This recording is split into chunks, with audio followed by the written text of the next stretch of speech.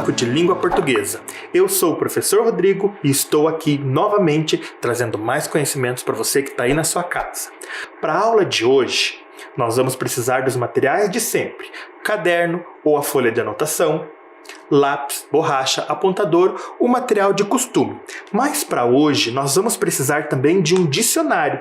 Se você tem um dicionário, pode pegar na sua casa. Se não tem problema, eu vou te ajudar aqui com os meus slides, vou mostrar alguns pedaços do dicionário para você, tá bom? Então, folha nova no nosso caderno, vai colocar a data de hoje e escrever aula língua portuguesa. Eu vou dar um tempinho para você fazer isso e para pegar o seu dicionário, tá bom?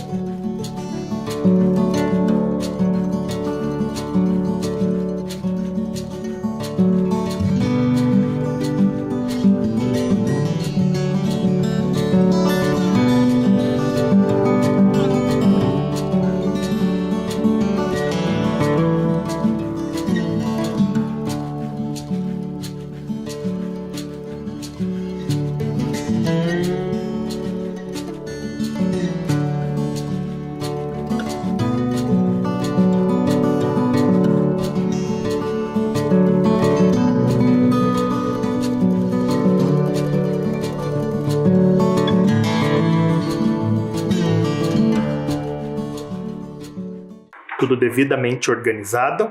Então vamos começar. Vamos relembrar o que fizemos na aula passada. Vocês lembram que eu trabalhei com vocês, continuei trabalhando com vocês, o poema do Álvaro Posselt, né? Então, da outra aula, eu sistematizei o que é um poema com vocês, né? Trabalhei com todas as características, o fato dele ser uma criação literária, né? Ser um texto construído em versos e estrofes, possuir rimas, mas que não é uma característica, né? Então, eu trabalhei com várias dessas características do poema. Em seguida, eu trabalhei com vocês aquele jogo dos pontos, e aí a gente descobriu quem é que escreve um poema, para quem se escreve um poema, por que se escreve um poema e onde esse texto circula. Lembraram? Logo em seguida, nós fomos para o nosso poema, né, aquele cartaz grande que o professor trouxe, e nós trabalhamos com a ideia central, trabalhamos também com as imagens que davam sentido para cada estrofe e fizemos a relação de sentimentos que o autor teve ao escrever o poema. Lembraram? E ainda teve alguns desafios. Será que você conseguiu criar versos no poema do Álvaro? Será que você conseguiu fazer outras criações em cima do trabalho dele? Eu espero que sim, tá? Todos nós estamos ansiosos para descobrir o que você escreveu. Mas e na aula de hoje, professor? O que será que vamos fazer? Tá? Na aula de hoje nós vamos trabalhar um pouquinho com linguagem figurada. Observe aí na tela de vocês, eu vou colocar grande para vocês acompanharem. Diz o seguinte: Comida chega de moto. Aula só da poltrona. Cadê o controle remoto? Vou desligar esse corona. Tá? Observem ali os 2 últimos versos da estrofe. Cadê o controle remoto? Vou desligar esse corona. Né? Será que tem como nós desligarmos o corona? Observem ali na imagem, né, a pessoa com controle remoto tentando desligar o vírus. Será que isso pode acontecer na realidade? Será que a gente pode simplesmente com um botão desligar o coronavírus? Não dá, não é verdade? Ali é uma linguagem figurada. O poeta não quis dizer literalmente o que é desligar, né? Ele quis dizer que aquele sentido é outro. Aquele sentido quer dizer que ele quer que aquilo acabe o mais rápido possível. Olhem na tela da sua TV novamente. Diz assim, ó, alguns poemas usam a linguagem figurada com a intenção de produção de sentidos diferentes do literal. Algumas palavras podem receber um sentido diferente do usual, né, daquele que está lá no dicionário. Então, observem agora, no trabalho do Álvaro, eu trouxe para vocês alguns haikais, tá? Que são produções poéticas que o Álvaro faz também. Então observem aí, ó. Diz o seguinte: sempre em hora certa, se o vírus aprisiona, a arte nos liberta. Olha que interessante, que bonito que o Álvaro escreveu para nós. Mas observem ali aqueles 2 versos. Se o vírus aprisiona, a arte nos liberta. Eu procurei aqui no nosso dicionário e olha o que o dicionário diz sobre aprisiona. Quer dizer, tornar alguém cativo, fazer com que fique preso ou prender. Será que será que o vírus corona, ele tem essa propriedade? Ele consegue prender alguém, literalmente? Né? Ele consegue ir assim como um policial até a casa de alguém, pegar e levar até um presídio, por exemplo? Né? E quando ele diz assim, a arte nos liberta. No dicionário, liberta quer dizer tornar livre, dar liberdade. Será que a arte é como um advogado que vai lá e consegue nos tirar? Né? Então é um sentido figurado, né? Ele diz que o vírus aprisiona, mas de que maneira? Não é no literal, eu não consigo ir lá e pegar a pessoa, mas o vírus nos colocou em isolamento, nos fez ficar em casa, né? Mas por que será que a arte nos liberta? Né? A arte de conversar através das mídias, de assistir uma live, de ouvir aquela pessoa que você gosta falando através da câmera, né? Assistir a um show da casa da pessoa que você mais gosta, né? Então, isso quer dizer para o autor que a arte nos liberta. Vamos conhecer mais um? Observem aí, ó. Diz o seguinte: a gente nunca erra quando faz da paz nossa arma de guerra. Observem ali aqueles 2 versos. Diz o seguinte: quando faz da paz nossa arma de guerra. E aí eu procurei no dicionário o seguinte: o significado de paz quer dizer calma ou estado de calmaria, de harmonia, de tranquilidade, né? Então, quando a gente pensa em paz, a gente está pensando num estado de espírito, né? Mais um sentimento do que algo físico. E quando a gente fala em arma, o dicionário diz o seguinte: instrumento que serve para atacar ou defender, né? Algo físico que a gente pode pegar, né? A paz não é físico, a gente não pode pegar, a gente sente aquilo. Mas o autor traz isso e brinca com essas palavras. Usar a paz como uma arma de guerra, levar a paz para as pessoas, acalmar as pessoas, seja ao nosso jeito, né, com o que a pessoa precisa ou não. É um sentido figurado, é uma linguagem figurada que ele usa. Vamos conhecer mais um. Diz o seguinte: passado não é bagagem. O pensamento vazio deixa leve a viagem. Observem ali o primeiro verso. Passado não é bagagem. Passado e bagagem. Eu busquei aqui no dicionário o significado dessas 2 palavras. Passado quer dizer pretérito, que decorreu, que passou no tempo, ficou para trás. E bagagem? Bagagem é um objeto, ou são objetos que se levam empacotados ou em malas, em viagem ou alguma expedição, né? Então ali também é uma linguagem figurada. Por quê? Porque o passado não é algo que eu posso levar dentro de uma mala, por exemplo, né? O passado é algo que passou. Eu posso, por exemplo, ter sentido uma amizade muito grande na minha infância, mas eu consigo pegar essa amizade e colocar dentro de uma mala? Não, eu posso levar isso comigo, no meu sentimento, no meu coração, no meu pensamento, mas não dentro da minha mala.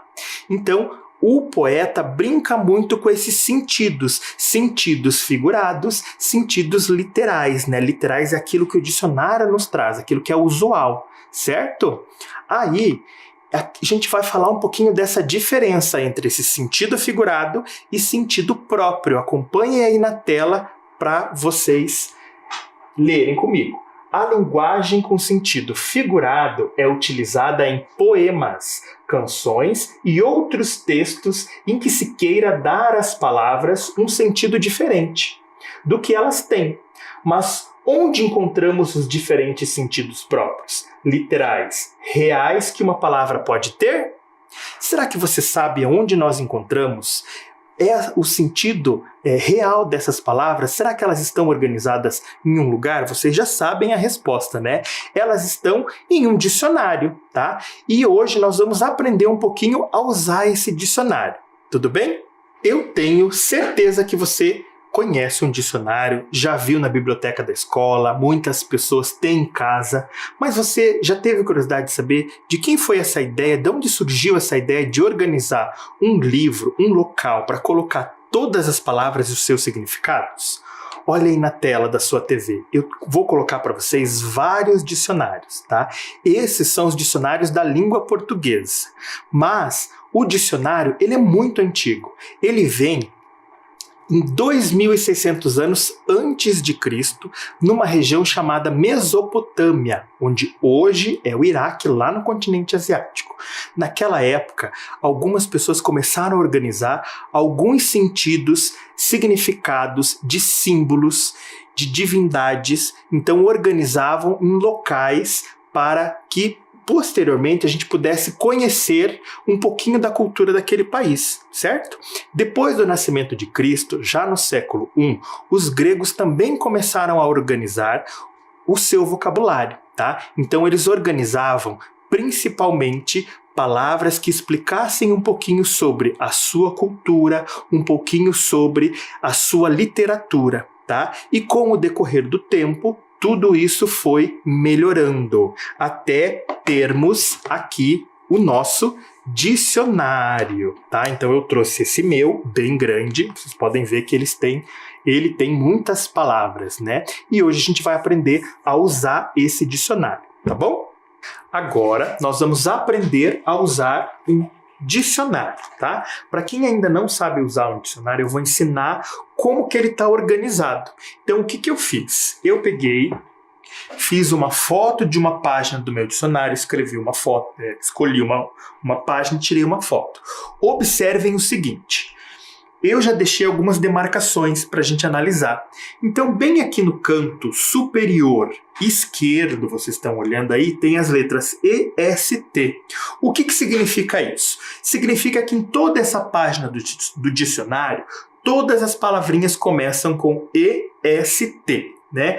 Estrambótico, estrangeirado, estrangeirismo, estrangeiro e assim por diante até o último, tá? Estrela do mar, tá? Então, essas letras aqui significam que todas as palavrinhas desta página começam com EST, certo?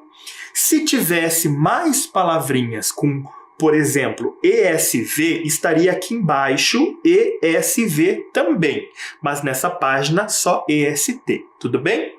Aqui no canto superior direito, você tem estrambótico e estrela do mar. O que significa isso? Vamos anotar aqui no nosso cartaz. Então eu vou colocar maior para você poder enxergar, tá? O que significa isso? Significa que a palavra de cima é a primeira da página, está aqui, estrambótico.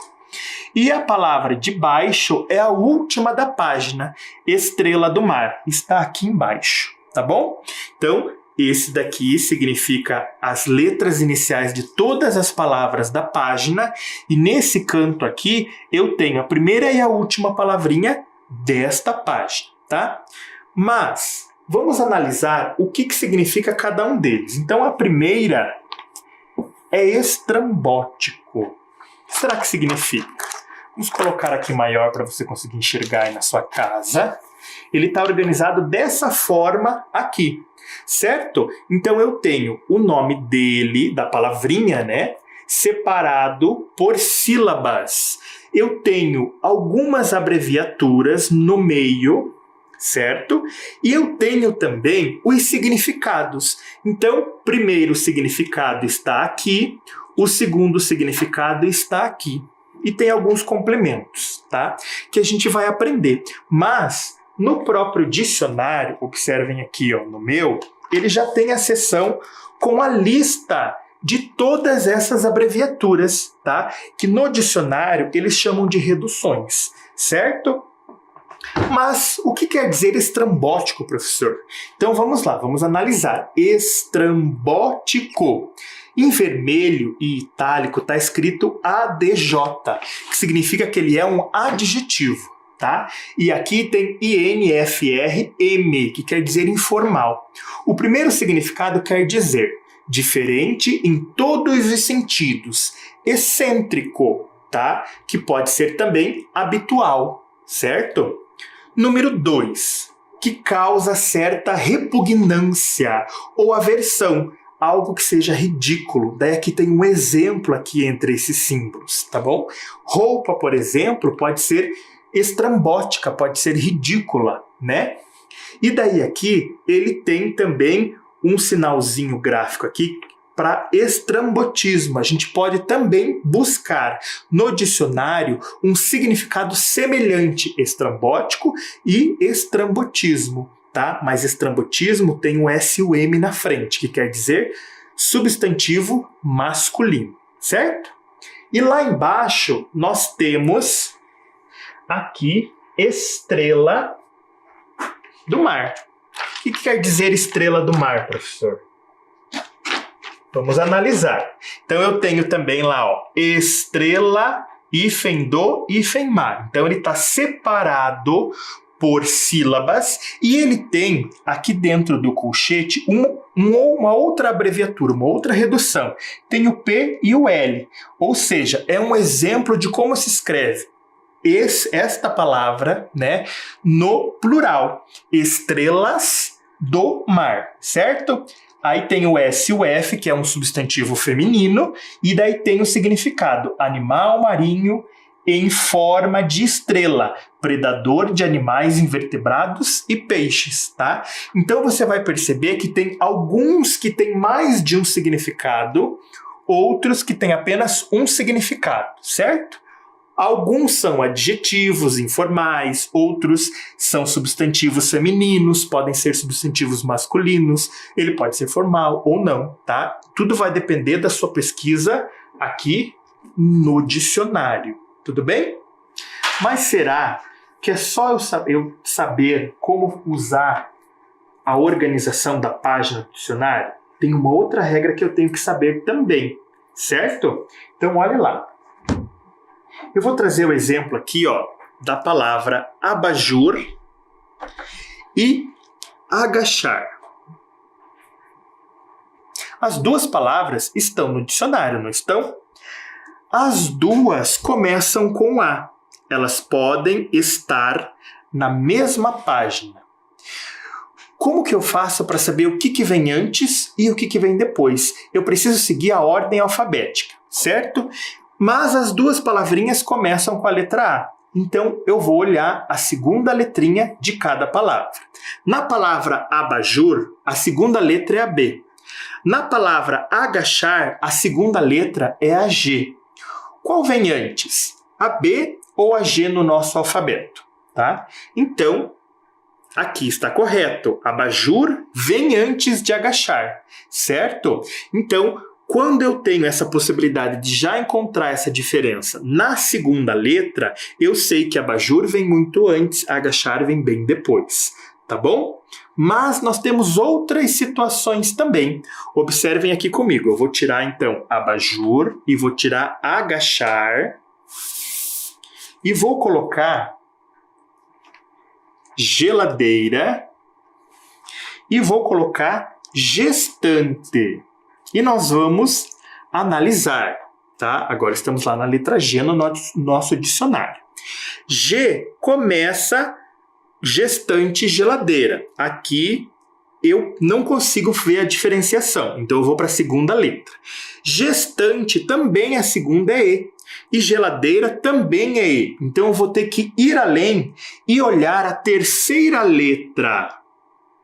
A terceira letra de gestante é S. Em geladeira é L.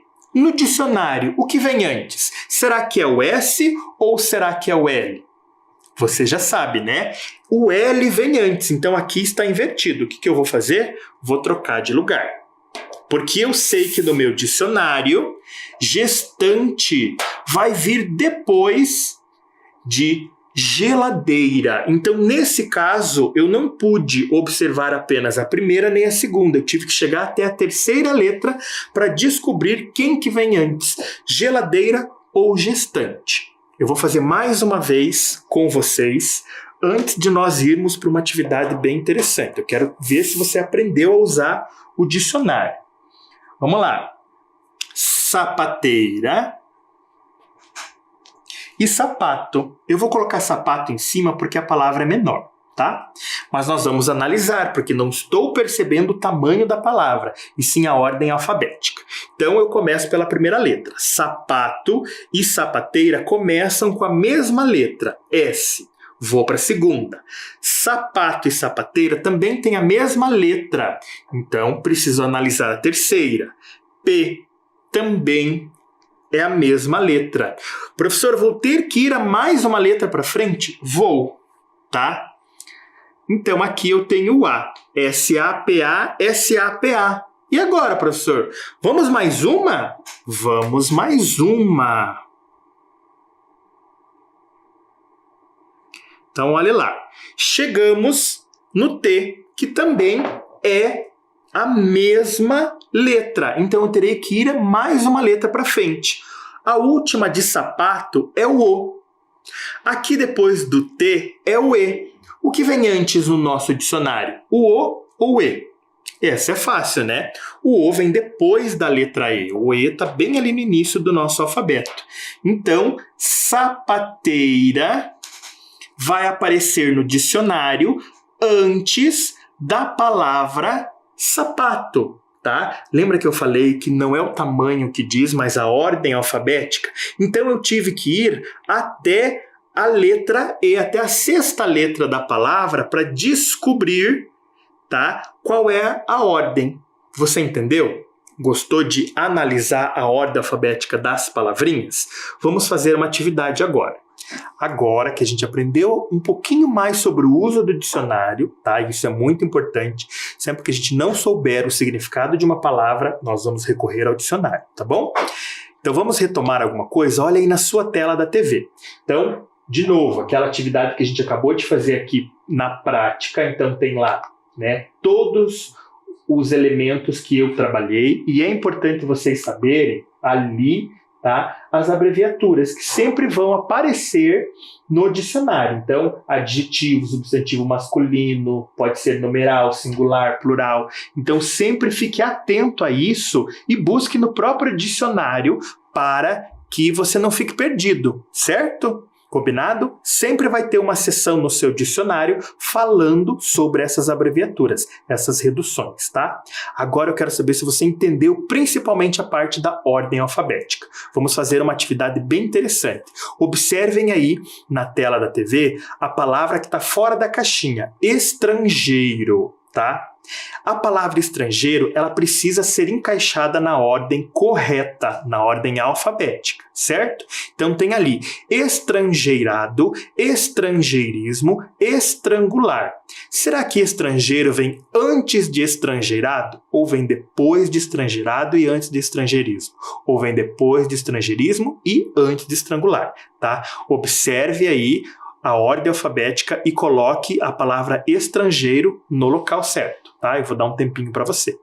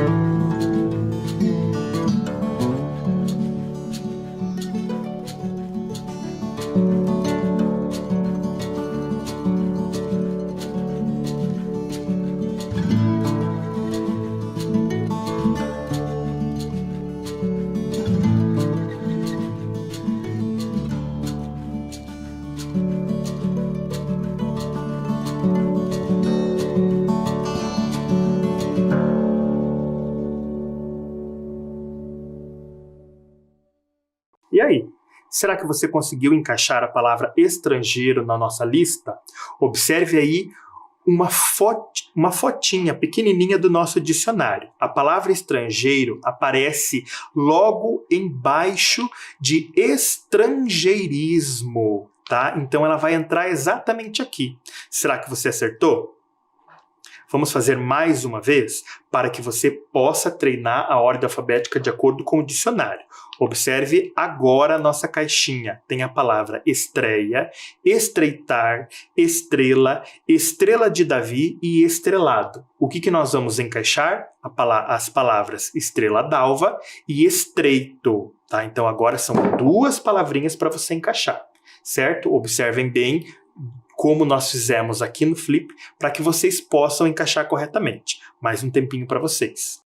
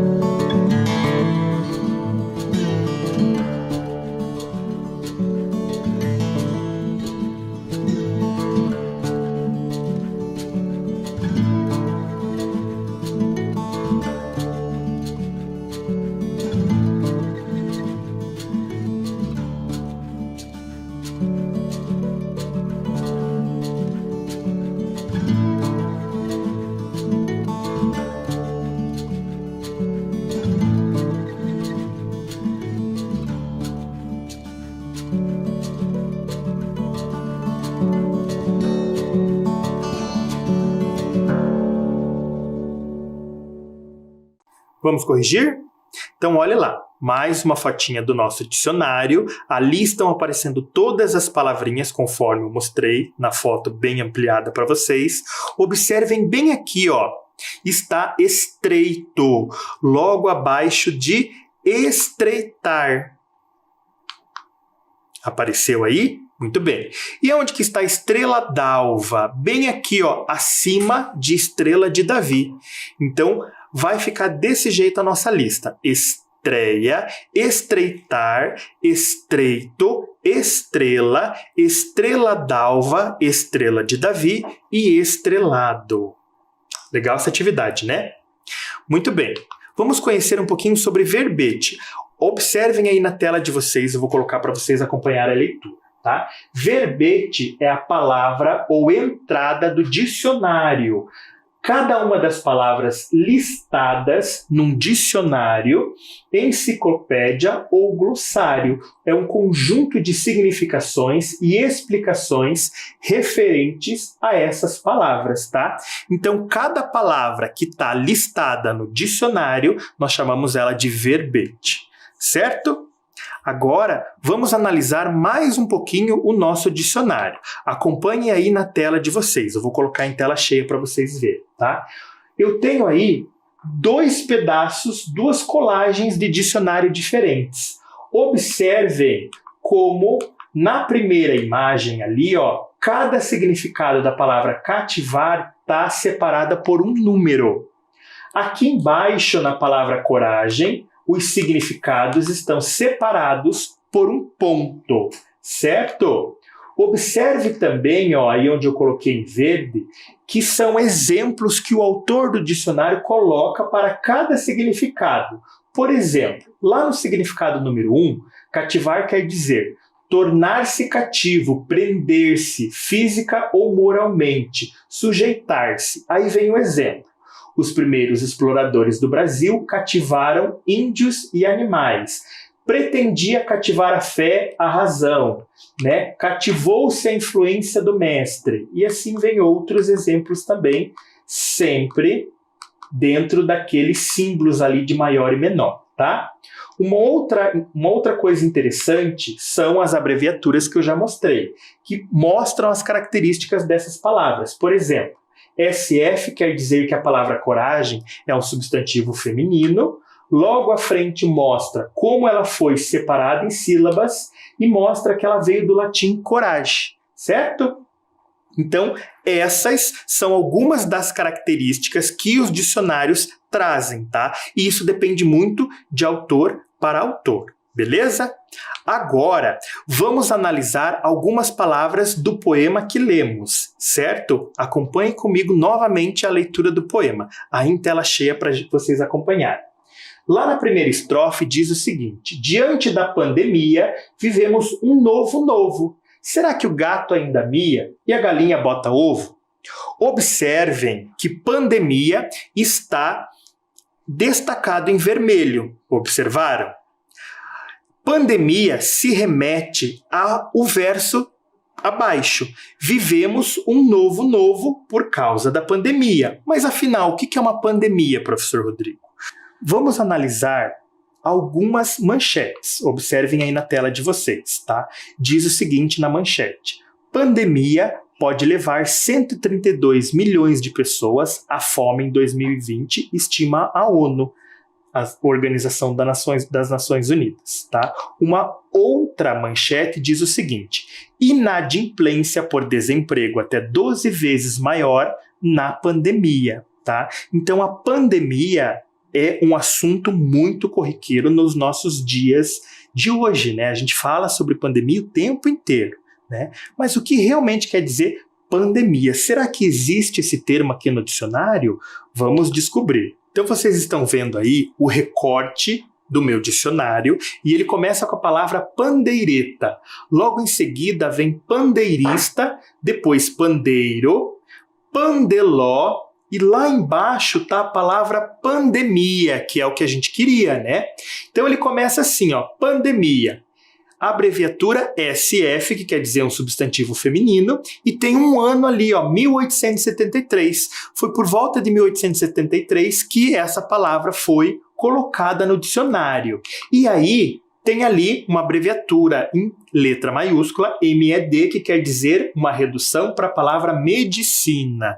Então, pandemia veio tá, dessa área de medicina, que quer dizer enfermidade epidêmica amplamente disseminada, tá? E ali embaixo tem uma outra abreviatura, o EUT, o I e o M, que quer dizer etimologia, tá? Ou seja, o estudo da origem da palavra, que quer dizer o povo inteiro. E você, já ouviu falar em epidemia? Tá ligado à pandemia, tá? Então eu vou colocar aí para vocês de novo, tela cheia, para vocês acompanharem o outro recorte do meu dicionário.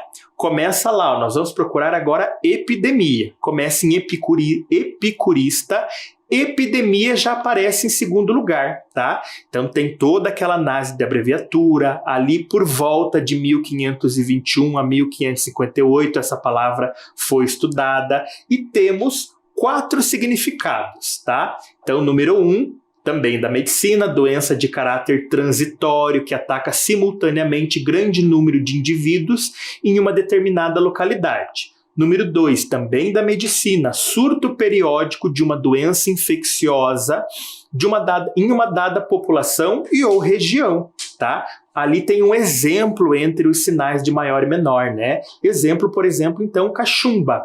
Número 3, a abreviatura P.ext quer dizer por extensão. Pode ser também um aumento de número de casos de uma doença ou de um fenômeno anormal. Olha o exemplo ali, ó, intoxicações, né?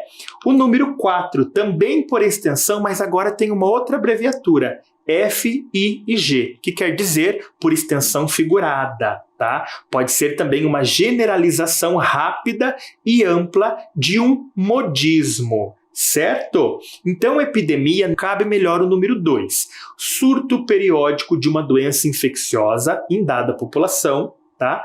Ou região, tá? Então, a periodicidade, tá? Aí eu quero mostrar para vocês uma outra manchete. Diz assim, ó, coronavírus pode se tornar endêmico. Saiba o que isso significa. Também está relacionado. Pandemia, epidemia, endemia, endêmico. Vamos descobrir o que eles significam. Acompanhe comigo. Endêmico, o que é? Observem aí o meu dicionário. Começa lá. Endelita, endemepidemia, endemia, endemicidade, endêmico, encontramos o endêmico, tá? De 1770 é um adjetivo. Número 1. Biogel quer dizer biogeografia, que quer dizer nativo de, restrito a determinada região geográfica, disse de espécie, organismo ou população. Número 2, o significado vem da medicina, pertence ou pertencente ou relativo à endemia. Quando acontece isso, significa que nós temos que buscar, então, esse sentido de endemia. Então vamos lá para cima saber o que é uma endemia, tá? Tá escrito lá em cima, ó, derivado também da medicina. Doença infecciosa que ocorre habitualmente e com incidência significativa em dada população e ou região. Por exemplo, na Amazônia ou em certas regiões da África, a malária é uma doença infecciosa que ocorre habitualmente e assim por diante, tá? Mas afinal, qual a diferença entre epidemia, pandemia e endemia? De acordo com o dicionário, já fizemos todos os nossos estudos e agora vamos organizar isso aí no nosso caderno, tá? Então, olhem lá. Epidemia, ela é caracterizada pelo surgimento de surtos em diversas regiões. Já a pandemia é quando uma epidemia se espalha por diversas regiões do planeta e é encontrada em continentes distintos. Observem aí o começo da palavra pan. Pan, ele quer dizer todo ou o povo inteiro, tá? Então nós tiramos o epi e colocamos o pan para dar o sentido do povo inteiro, certo? Por isso que a pandemia ela é global para o planeta todo. E temos a endemia, tá? Que ela não leva em conta o número de casos, mas a frequência ao longo do tempo. quando ocorre por um período estendido em um mesmo local, podendo ser sazonal ou não. Eu vou dar um exemplo para vocês da dengue, né? A dengue, ela tem uma incidência maior numa época do ano, que é a estação do outono, tá? Acontece também em outros momentos? Acontece, tá? Mas ela é mais típica, ela é sazonal naquele momento do outono, entenderam? Então descobrimos aí a diferença entre epidemia, pandemia e endemia, todas elas com a ajuda do nosso dicionário, não é verdade? Agora vamos conhecer e trabalhar com uma nova palavrinha lá no nosso poema. Acompanhem aí comigo, tá? Tela cheia para vocês verem. Na segunda estrofe diz o seguinte: um abalo em nossa história, que tremenda confusão. Abraço ficou na memória, não vale aperto de mão. Observem que a palavra em destaque agora é abalo. Vamos ver o que o dicionário diz sobre ela? Observem aí o recorte do dicionário. Eu vou pôr para vocês enxergarem na tela da TV. Então tá lá, ó. Eu deixei a estrofe e o recorte do dicionário para vocês acompanharem.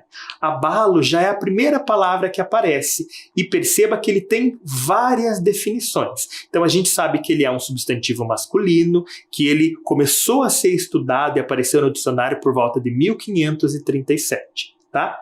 E ele significa ato ou efeito de abalar, um abalamento. Ele pode ser também uma trepidação convulsiva, um tremor, uma oscilação.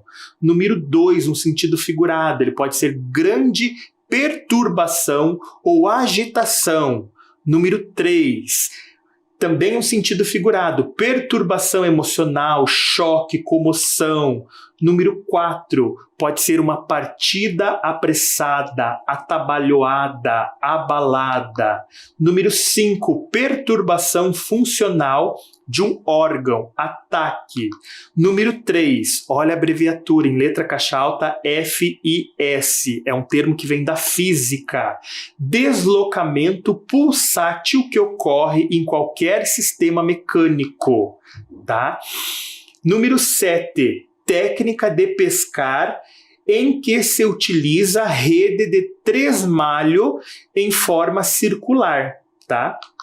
E número 8, a tal rede, né? Então ali, por metáfora, significa tal rede, citada no número 7. E ele pode ser ainda um abalo sísmico, que da geografia vem o ato de abalar.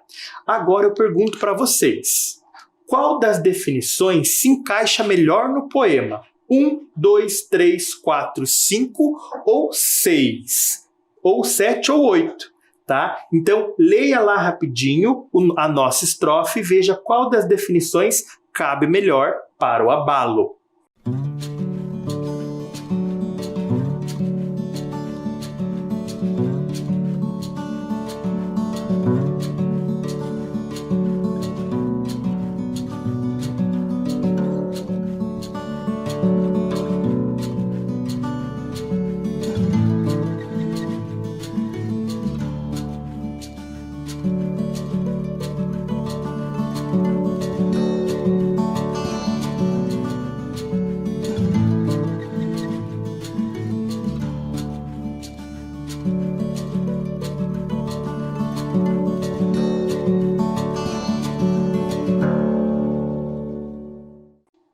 Observando então os dois primeiros versos da estrofe, um abalo em nossa história, que tremenda confusão.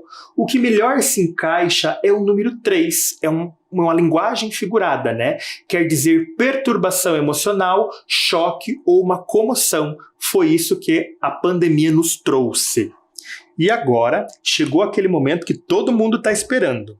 Delma e Felipe vão nos trazer da caixinha da positividade uma mensagem bonita. O que será que vai sair da caixinha hoje? Vamos descobrir? A palavra de hoje é companheirismo. Felipe, o que você tem a dizer sobre companheirismo? Oi, pessoal. Oi, professor Rodrigo. Hoje eu vou declamar uma mensagem poética. O nome dela é Companheirismo. Vamos lá? O vírus se instalou, o mundo então parou. Muita gente ajudou, logo a humanidade sarou. Tchau, pessoal. Fique em casa. E aí, gostaram dessa mensagem? companheirismo, união, todos juntos, não é? Eu espero que você tenha gostado e tenha compreendido a mensagem do Felipe e da Delma. Então, por hoje é só, eu fico por aqui. Não esqueçam de ser gentil sempre. Tchau!